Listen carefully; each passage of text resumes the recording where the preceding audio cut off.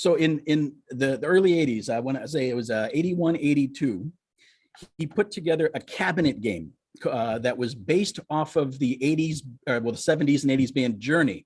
And in this cabinet game, he installed one of the earliest digital cameras so that people could they could press a button on the cabinet video game and put their head onto one of the characters as if they were a member of the band Journey.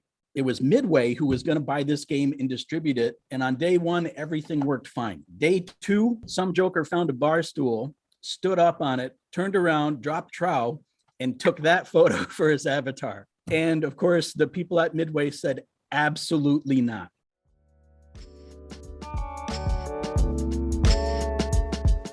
Hello world, this is SpartyCast. All right, hello and welcome to SpartyCast. I am director of the lab, but I'm here with SpartyCast producers, George McNeil, Taylor Halterman. How are you? Doing very well. Happy to be here. Thank you, Robby. Where are we? We are in the basement of the Communication Arts and Sciences building on MSU's campus, room 24, the Sparty Lab. We're in the Sparty Lab. Woo! First time ever recording an episode in the Sparty Lab. Mm-hmm. That's the good news. What's the sad news? George is stepping away as a producer to fly elsewhere He's moving on to bigger and better things. George, thank you though. This podcast wouldn't have gotten off the ground if it weren't for you early on. And thank you for bringing Tay on. Yeah, thank you. Well, thank you both. Congratulations to Tay, our new producer of the podcast. And we're going to have an exciting semester, I think, coming up. We've got interns lining up, or at least one application so far. And we have a long list of people to interview about the metaverse, about VR. So it's going to be a good one. But today is episode 23, in which I meet with Dr. Edward Downs, a friend and colleague. 23, yes, a good number. It's a number when you might consider graduate school, an age when you consider graduate school. It is, of course, a basketball number. Yes. Yeah. Okay. Let me pretend to know anything about basketball. Yeah. Yeah. I mean, like, I know very little, but 23 Oh, yeah. is Michael Jordan's number. Mm-hmm. I just watched Space Jam recently. Okay, so you knew that. There's my Michael Jordan. I see. Oh, yeah. It's the 23rd element is vanadium, about which I know very little. It's classified as a transition metal though, and perhaps that's appropriate because This is a transition. it's a transition moment. Yeah, Yeah. George is moving on and We're Taylor's transitioning the moving lab. up, We're and getting some new banners in here. Oh, poster yeah. For the oh entryway, yeah, all this. new logo. Very Yeah, cool yeah. stuff. George made the new logo. It's beautiful. I don't know if you've seen it. Is it on the website yet? Maybe it should be. Maybe by the time we get to this episode, we got to assign George all the tasks before he goes away. But just wanted to have you guys on the intro here for the episode. Thank you so much for supporting the podcast and continuing its growth. Welcome, Dr. Edward Downs, to SpartyCast. Thank you so much for coming. It's a pleasure to be here. Where are you right now? I am in my office at University of Minnesota Duluth. Duluth, a land of many lakes, I hear. That's right, over 11,000. So if it's so beautiful, you've got all these lakes, why even spend time in virtual reality or video games, right? Well, yeah, I mean, in the summertime, you spend as much time as you can because 6 to 8 months out of the year here, it's just not, it's not possible for everybody to do it. Okay, so those are the video game months. Right, exactly.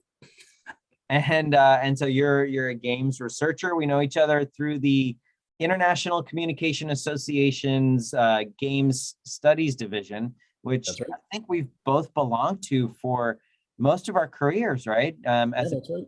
student, you did game studies too, right? Absolutely. And you were at MSU for your bachelor's and master's, wearing the shirt right there. That's right. Playing the colors. Yep. Oh, by the way, to the audience, this is my lab, the Sparty Lab. This is the first time I'm actually recording in the lab, Ed. Very nice. So it's momentous. Yeah. Usually it's been a virtual background, but finally the lab is ready and we're allowed to be on campus, mask-free if no one else is around. Actually, maybe I'm supposed to be wearing a mask, even if no one's around. I don't know. This is that's funny. This is actually the first interview I've done in the communication research lab at UMD. So Okay, nice. So that's your lab? yes, yep. And what do you do there in the CRL? Yeah, that's actually CRL at d.umn.edu. If anybody has questions, it's a lab that's been set up to study video games, to study people's interactions in games, to study what they learn. And currently, we've been working on some learning in augmented and virtual reality in conjunction with some of my colleagues in the computer science department. Nice. What types of learning? It's basically whether or not people can pull information from different types of these digital environments. And are there different affordances that we can put into VR and AR environments that increase the likelihood that people come out with information that's necessary to advance to the next level of learning? All right. Let's unpack a term in there. Affordances. Yes. What's an affordance? So many people have taken this on, but I think just the best way to understand it is just what is a capability that is built into that environment.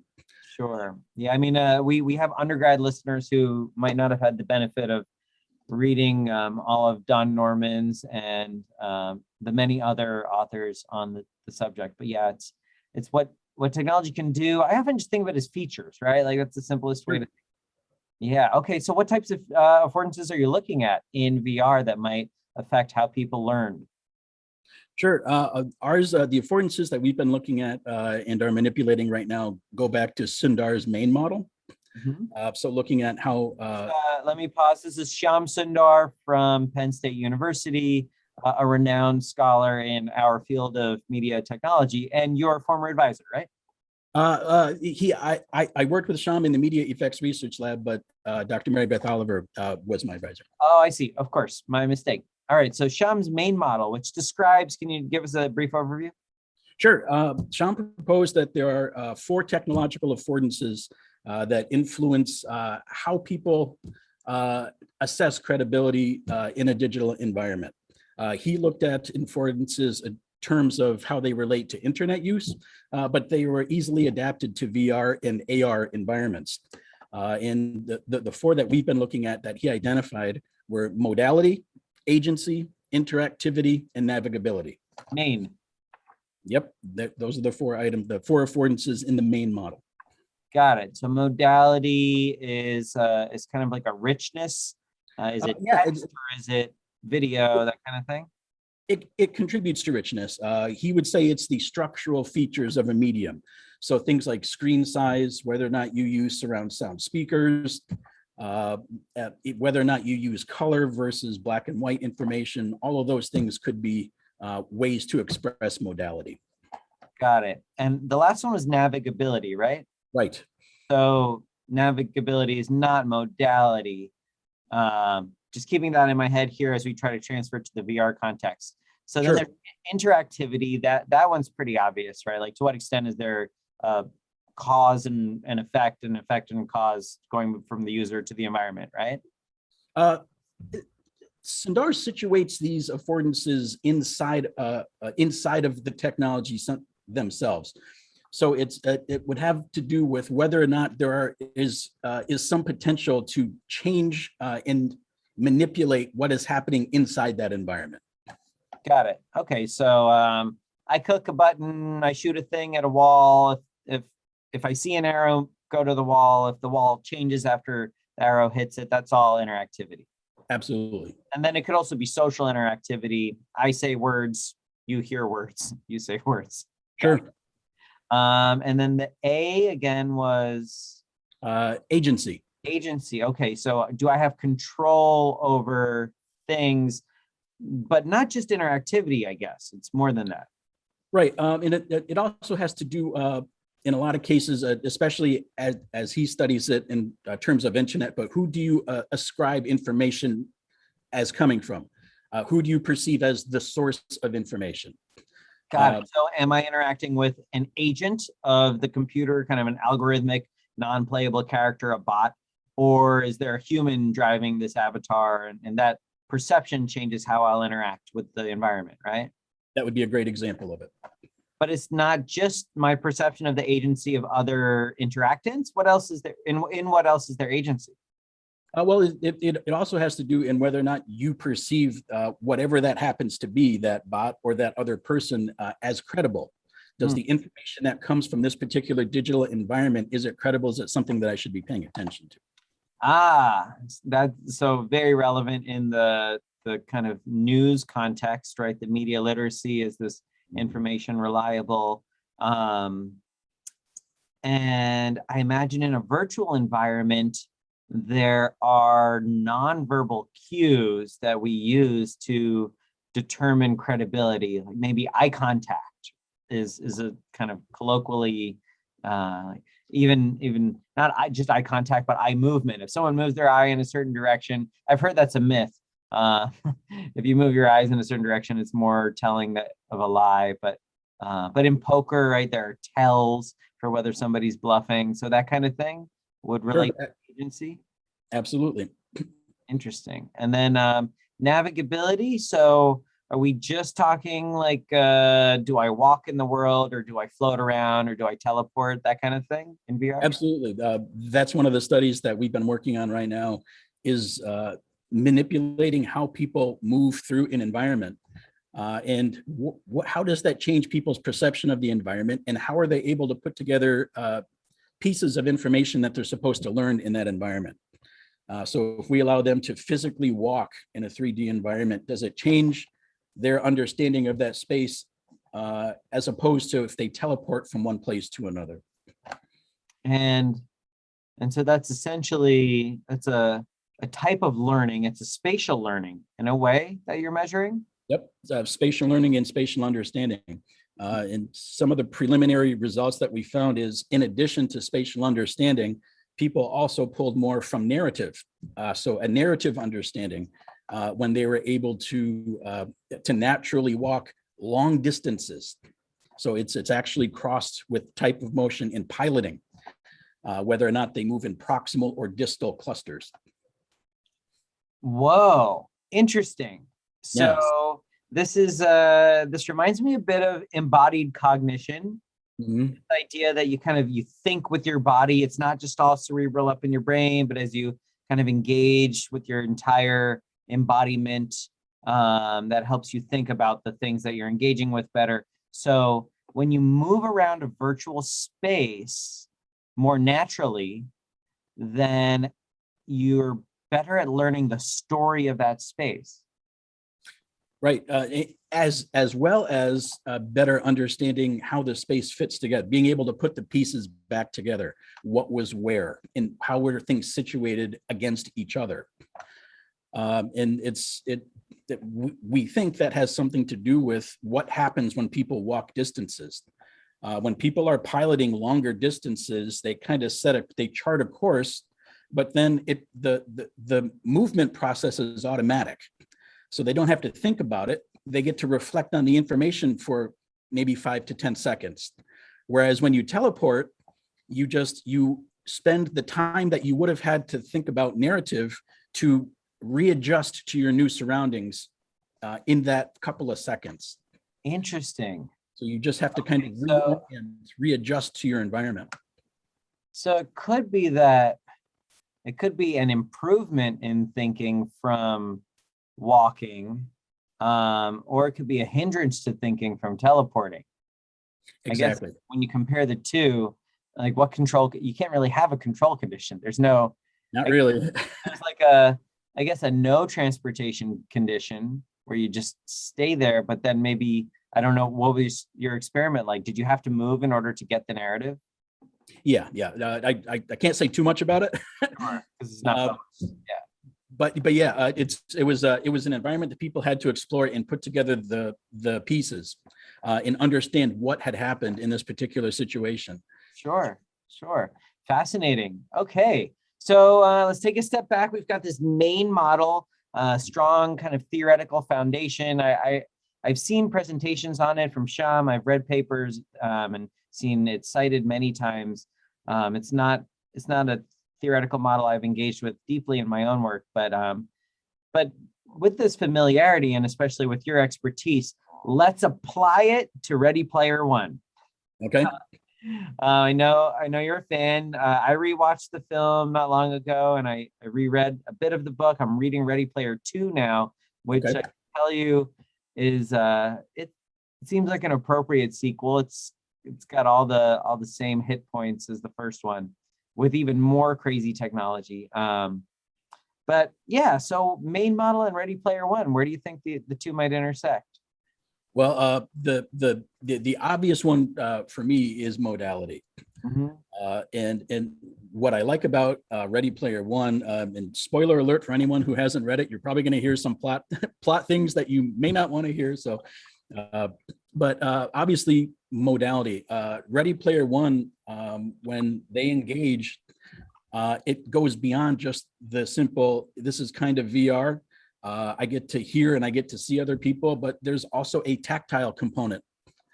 And having that tactile experience in a very real way changes how people are in VR, right?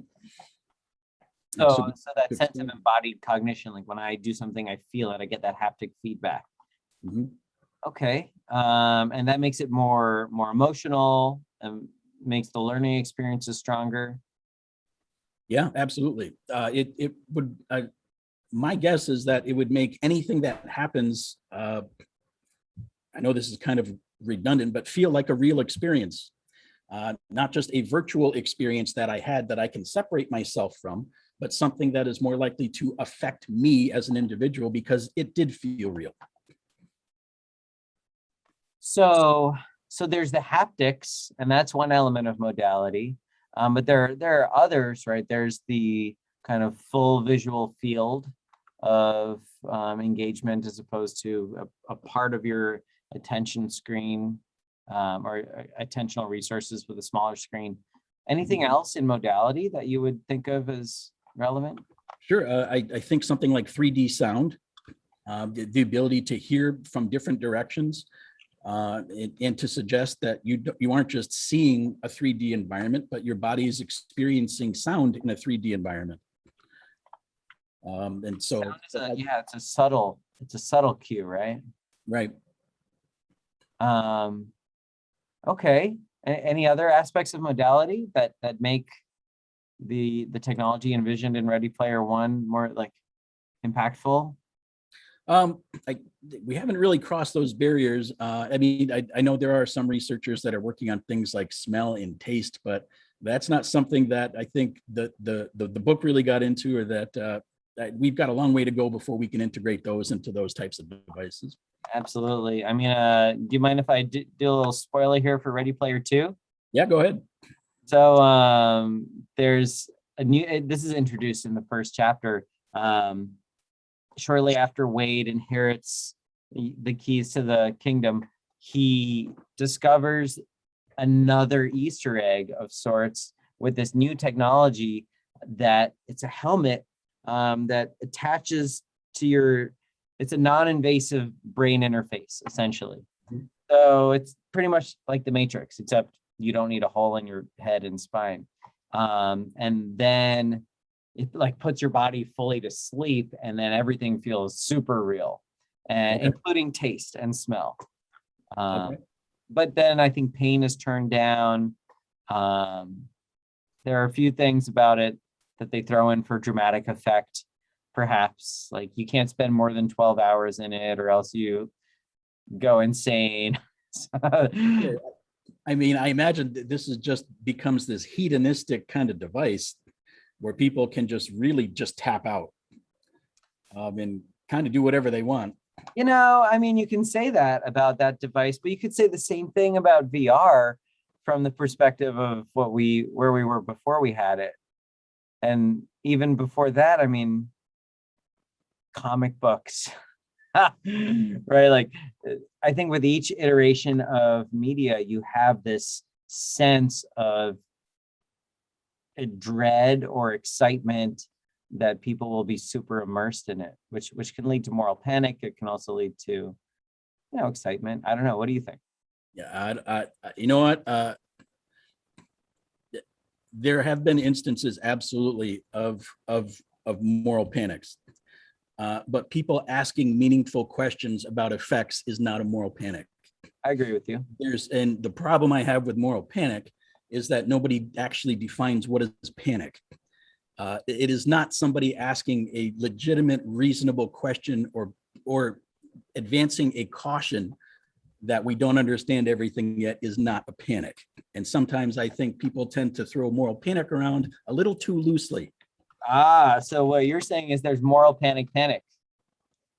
Yeah, there are examples of moral panic, and you can go back historically and see those where they're burning records and they're pulling books off and they're doing all of these things. Those are the examples. But asking questions about what is appropriate, especially if you're a parent and you're looking at at what is an end result from this, is not panic. I'm totally with you. And if there is one concern that I always go back to at the beginning of every video games can be good for learning talk, it is overuse is the biggest problem. And so being able to control our investment in time and spend time outside and with our friends in real life, with our families, that's important. I don't think there's moral panic. Yeah, and I think pragmatically, it's just that there is a realization that everyone's going to draw a different line for what's okay for them and their families, kind of. But there's an understanding that there is no medium that I'm aware of that I could think of at right now that is just all good or all bad. How we choose to use it, how long we choose to use it, what we choose to do with it are all these things that make it better or worse. Yeah. So I totally agree. And in some ways, somewhat ironically, I think Klein is, at least in this Ready Player 2, is very aware of this kind of balance, this need for understanding both sides. Like you might read the back cover of Ready Player 2 and think, wow, this is pure fan of VR fiction. But in fact, I think it's a bit critical about how deep people can go into these media at a loss of something that's meaningful. That doesn't mean everybody loses meaningful aspects of their lives, but if you're imbalanced, if you don't see both sides of the media use, then you might suffer. That's sure. And I think I think that's an overarching theme. This is getting off topic a little bit, but if you go to any of the cyberpunk literature or any of the what I consider pre-cyberpunk, like Brave New World, 1984, things like that, if you read all the way through Neil Stephenson and Ernest Cline, Werner Vinge, you start to see that they really do, I think, a pretty good job of painting what the potential is, as well as identifying what some of the limitations can be. And so I think any good cyberpunk literature or literature that predates that does a really good job at showing how great it can be and how we can lose control pretty quickly. Yeah, absolutely. So I think that's a great, I don't think it's off topic at all. I mean, you're a media scholar, you study effects, positive and a bit have you looked at negative effects at all in your research, or? I mean, I would say probably 75 to 80% of my research has been channeled towards prosocial effects. Mm-hmm. So looking at whether or not we can get people to say that they'll stop driving distracted by putting them in a simulator and showing them what their capabilities are. I'd say there are some, at least when I was kind of coming up through the ranks, there were some fantastic scholars, and there still are doing some great work on looking at the negative effects. But I kind of channeled my energy into looking at what some of the positive effects of those technologies were. And through that, that's kind of where I kind of get into looking at how learning can be better in these environments. It's not a question for me of, are these environments capable of doing anything good? It's under what conditions can they be better at doing what they're supposed to do? Yeah, absolutely. Which is why education is such a great area for media research. Like Sure. you can't go wrong by thinking about how media can make education more fun, more engaging, and then more effective at helping kids learn, or adults for that matter. Yeah. Whereas, I mean, I guess there's value in all types of research, but I'm on the same wavelength as you are in terms of enjoying some of the education outcomes. And I also do look at negative effects, the negative sides like toxicity in gaming. Right. Have you engaged with that topic at all? Just a little bit. I've done some work with students looking at what kinds of things were said in an online environment, like playing Call of Duty. Yeah. And there are, of course, there are toxic elements to online play. That's not necessarily a function of the game, but a function of the people that you happen to be interacting with at the moment. And some of the research that we did on that found that while it certainly is there, that we played lots and lots of rounds of games where there wasn't any at all. Yeah. So it's certainly not enough to condemn an entire franchise or an entire group of people. It's there in its own measure. And a lot of times what we find is people are just happy to tune in and then turn off the audio completely, listen to their own music and just play. Yeah. But it's there enough that I think it's harmful in its own measure. Like you said, it's not everywhere. And so the game companies are trying to combat it. What do you think about avatars as an approach to promoting more pro-social behaviors, reducing toxicity, reducing some of the kind of gendered stereotyping that we see in gaming?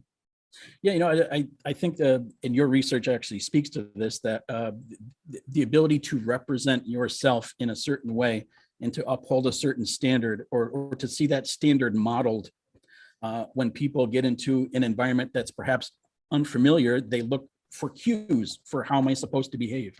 And I think avatars are a great way to express and show not only good examples, but provide some sort of a foundation or a schematic for what is acceptable in a community.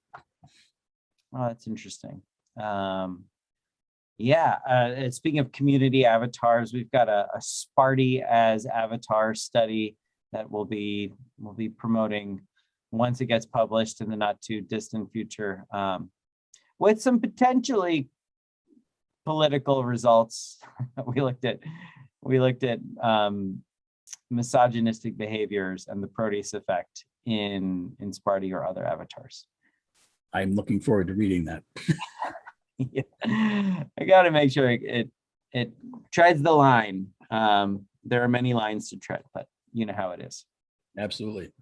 I actually have some questions for you. Oh, Talking about avatars. yeah. And Which I love to do. there are no right and wrong answers to these. Yeah. But when you've been studying avatars for a long time, where is the first for you? If you go back to Avatar 1, when you think back to it, where does that go for you? What is the first avatar? Oh, it's from Hinduism. That's as far as I go. Okay. Well, we can go back 5,000 years to the Bhagavad Gita, to the holy text. Yeah, I mean that's the concept, but in modern usage, right? Quest of the Avatar, right? Okay. That's the game in which, oh my gosh, the name is slipping my mind. Was this like 1982? I was going to say, yeah, like 83, 84, 85, somewhere in there. Yeah. Quest of the Avatar. Must have been reading the Bhagavad Gita or some other Hindu text and realized, oh, this is kind of a cool concept, a manifestation of a deity is called an avatar. And so maybe if we are like the deities and the game is like, I mean, it's a precursor to simulation theory in a way, right? Absolutely. That we're all living in a simulation, and then the gods are the makers of the simulation. Then when we make the simulations, or at least play them, then we are embodying ourselves in these avatars like deities, according to those Hindu texts. So that's where I go. Do you have and then Snow Crash after that as the popularization Right. of the term. And though, did Gibson use it? No, I don't think Gibson used it. He just used cyberspace in neuromancy. Yeah, cyberspace and metaverse. Not Gibson, that's Stevenson, but yeah. Yeah, so Stevenson used metaverse and avatar. What a wordsmith. Yeah. He was obviously plugged into that culture in a very real way to be able to expand on that and make it very real for people as they read Snow Crash. Sure, yeah, absolutely. And Snow Crash inspired me, and then and Neuromancer to join our field and study what we study. I was like, wow, this stuff is really happening, and it's being made, and it's being written about in this fictional way that portends the real future. So it was exciting to me. So I was able to dig up kind of video game history is always something that's been interesting to me. Go ahead. And I was able to find an instance that never quite made it, except in Ralph Bayer's autobiography. Okay. And Ralph Baer, maker of the Atari. The Magnavox Odyssey. Magnavox Odyssey, before the Atari. Yes. Mm-hmm. In the 80s. In the the Odyssey would have been 70s, late 60s, early 70s. Oh, wow. Okay. Was when he put together the brown box that led to the Odyssey. Okay. So go on. Yeah. What's the reference? So in the early 80s, I want to say it was 81, 82, he put together a cabinet game that was based off of the 80s, the 70s and 80s band Journey. And in this cabinet game, he installed one of the earliest digital cameras so that people could press a button on the cabinet video game and put their head onto one of the characters as if they were a member of the band Journey. And it was Midway who was going to buy this game and distribute it to put in arcades all across the country. Wait, it was like a device you put on like a head-mounted display? Or? No, it was a camera that they actually installed into the video game cabinet itself. Okay. And it would take a very low resolution picture of the player's head, store it in RAM, and then put it on the character as you played. In the 70s? It was like, I think it was 1981 or 1982. Oh my God, wow. Right, and so they wanted to do a test. Midway was ready to buy all these cabinets, and it was about to be this huge deal, but they said, we want to see it in an arcade. We want to do a pilot test. So they arranged to do it, and on day one, everything worked fine. People loved this game. Day two, some joker found a bar stool, stood up on it, turned around, dropped trowel, and took that photo for his avatar. And of course, the people at Midway said, absolutely not. Oh, no. Father of video games, actually able to try to create something to go into the public sector, and people will do what people do. Yeah, he was an acetar, huh? Yep. That's exactly what he was. But wait, was the term avatar used? No. Oh, no, I think it was not being used, and I think that would predate Flight of the Avatar. Sure. Is it Flight of the Avatar or Quest of the Avatar? Quest of the Avatar. Quest of the Avatar. Okay, cool. I just want to make sure I got it right. You clearly know your game history and Avatar history. That's a funny story. Wow. So the first digital Avatar was trolled by a mooner. Yep. Wow. Okay. And the people at Midway said we can't have men and women taking pictures of because the high score, and what at the end what would happen is your face or your avatar would be put next to the high score, and they just had visions of different body parts all up and down the high score. Oh my gosh, that's hilarious. Well, yeah, you're right. Humans will be humans. People do what people do. Especially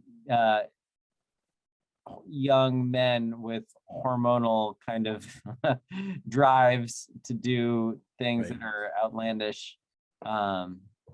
Sorry to all the young men out there. I'm no longer one of you, but I was once, and I did a bunch of stupid stuff in that time period.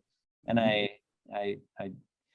wish my kids will be able to skip that, but I doubt that's going to be true. Same here. But I guess as long as we keep doing research on promoting pro-social behaviors and education through games, maybe there's a chance we can fix the world. Well, you know, and one of the things I listened to some of your podcasts in the last couple of weeks, Oh, thanks. and one of my absolute favorite ones was where you got to speak with your dad. Oh, cool. Yeah. And it made me think that episode made me think the idea of having an avatar is an expression of oneself in some digital environment, right? And it seems to me that exclusivity, that he was talking about business models. And I started thinking about what is a plausible business model for avatars? Because if people have an image and they're trying to cultivate an image or cultivate perhaps even a brand through an avatar.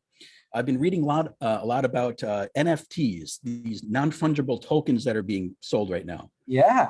Is it plausible or possible that a business model for avatars looks at that kind of NFT model and says, you can exclusively have this collection of code that represents you that nobody else can recreate? And so people could know whether or not this is actually legitimately you endorsing something because there's an NFT, some NFT attached to it. Absolutely. And it seems to me if branding is important and image is important, and being able to control that we don't want other people creating our likeness. And the way that you can do that is through NFT. Absolutely. And I think that's one of the major pieces of the excitement behind the metaverse. Just today, I put out this piece on The Conversation with one of my students defining the metaverse. Have you seen some of this fervor around this concept recently? I've not. So you're well familiar with the idea from Stevenson. Like we knew about this idea in 2005, maybe at the latest. And it's just, we've kind of just taken it for granted as something that's exciting to think about. We see it in the Matrix, we see it in the Oasis, or it is the Oasis in Ready Player One. But I think because of Ready Player One and maybe some other fictional portrayals and the pandemic, within the last year, Silicon Valley is going nuts for the metaverse. It's all over my LinkedIn feed. People are building the metaverse companies. Zuckerberg, of course, has invested since 2014 in Oculus, but only now people are starting to get it. I mean, when he bought Oculus, apparently it was 1 week after he'd gone, I think this is okay to tell as a public story. Nah, I don't know if I should tell this as a public story. He went and visited someone who I know's VR lab, and a week later bought Oculus for $1 billion, whatever it was. Yeah. He saw the potential. He was like, wow, social will be embodied. Social will be immersive. But more recently, he's been talking about the metaverse, which took a moment for me to wrap my mind around, because we've got all these different virtual worlds, right? Like Fortnite is separate from Minecraft, is separate from VR chat. But what if they're not? What if they're connected? What if you can take your same avatar from one virtual environment to another? And it really sunk in when I interviewed Timu Toke, CEO of Wolf 3D, who does this Ready Player Me product. You can take the same avatar across all these different virtual worlds because they all rely on the same standard, essentially. Right. And then when writing this piece for The Conversation, I was reading a bit, and the foundation of the future metaverse, which I guess is essentially just an interoperable set of virtual worlds, kind of like the internet is an interoperable set of websites. Sure. It's that, but with immersive spaces. The fundamental technology is blockchain. is crypto, because like you kind of intuitively came to understand about NFTs. If you can treat these objects as exclusive, as non-transferable, beyond one owner, you can track how it's being used, then yeah, you can send it all around the internet or the virtual meta, whatever you want to call it, cyberspace.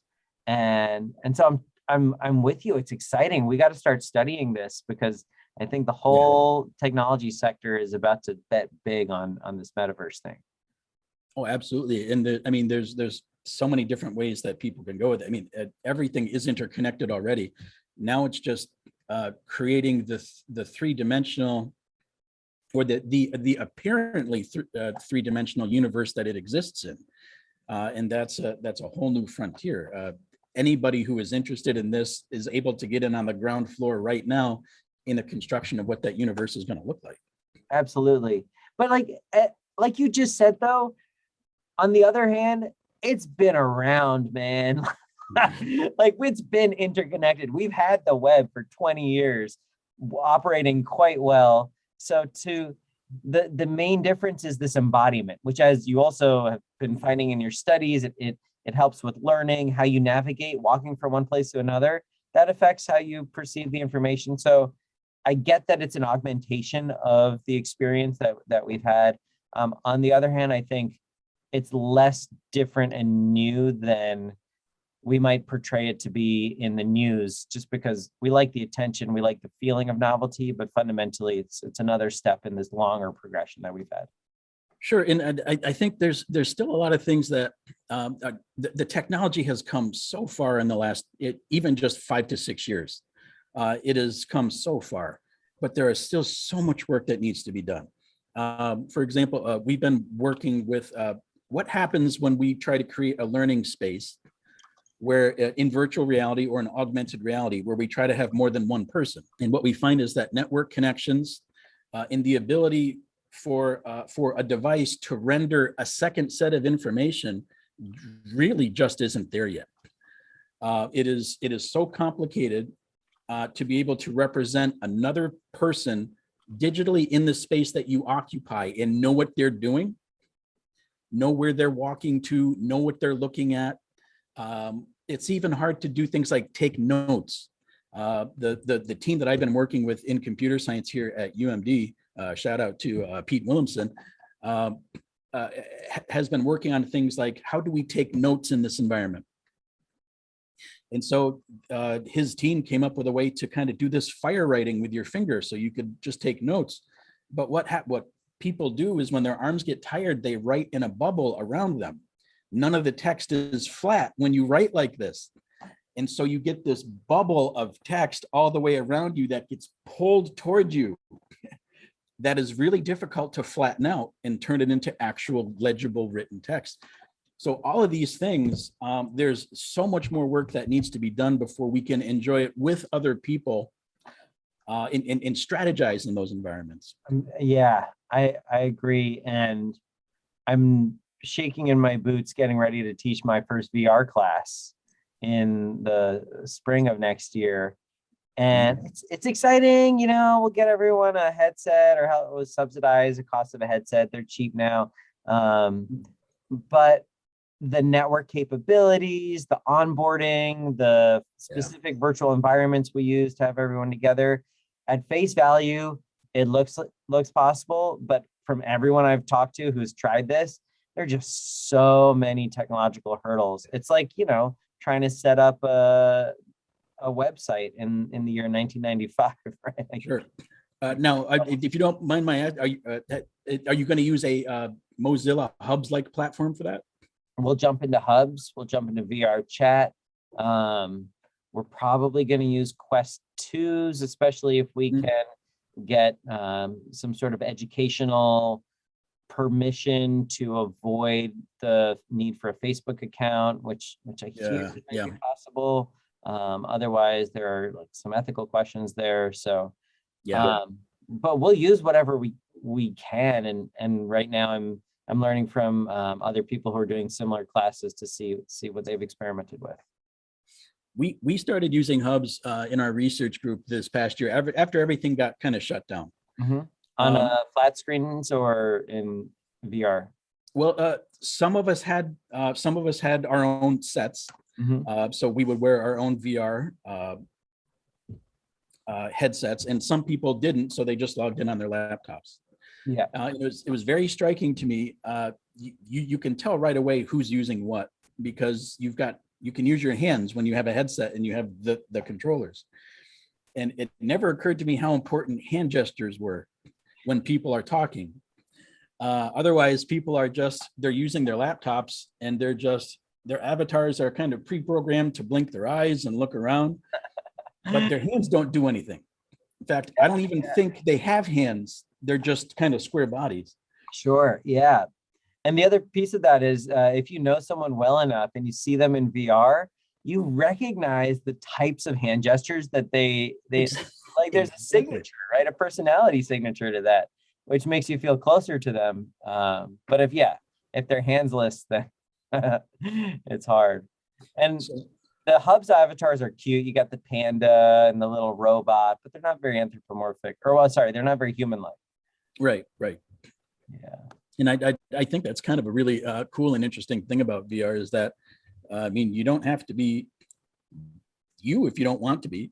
You get to be this creation, even if it's really kind of disposable, something that you just pick to use for 20 minutes during a lab meeting. Yeah. Or 45 minutes for an ICA meeting. Yeah. Here we're going to do an after party. Just show up as an avatar. Sure. Yeah. All this avatar talk, we should probably have used avatars for this meeting, but one fine day. I've taken and speaking of time, I've used a lot of your time. Ed, this has been such a great conversation. The podcast it's my favorite opportunity to just shoot the shit with people who I would want to do that with anyway, right? At a bar or a conference or over dinner. So I'm glad we got to do this.